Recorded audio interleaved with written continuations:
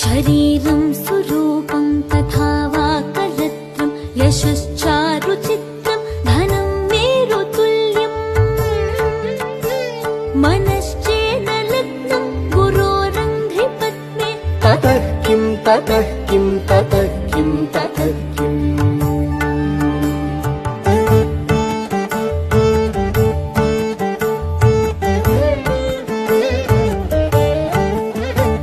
कलत्रं धनं पुत्रपौत्रादि सर्वं गृहं बान्धव सर्वमेतद्धि जातम् मनश्चेन्न लग्नं गुरोरङ्घ्रिपत्नी ततः किं ततः किं ततः किं ततः किम्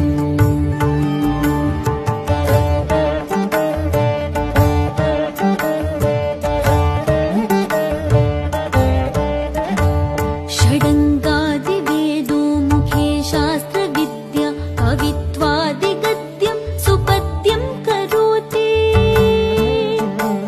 मनश्चेन लग्नं गुरोरङ्घ्रिपद्मे ततः किं ततः किं ततः किं ततः किम्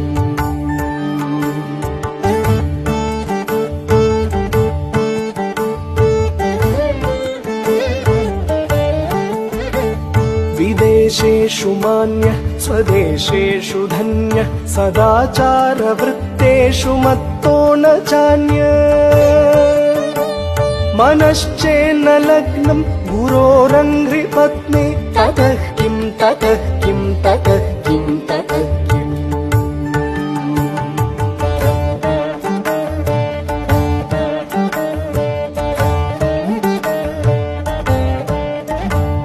क्षमामण्डले भूपभूपालवृन्दै सदा सेवितं यस्य पादारविन्दम्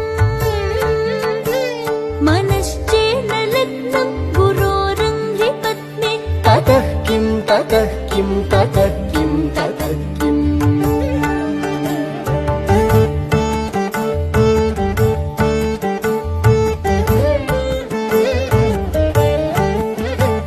यशो मे गतं दिक्षु दानप्रताप जगद्वस्तु सर्वं करे यत्प्रसादात्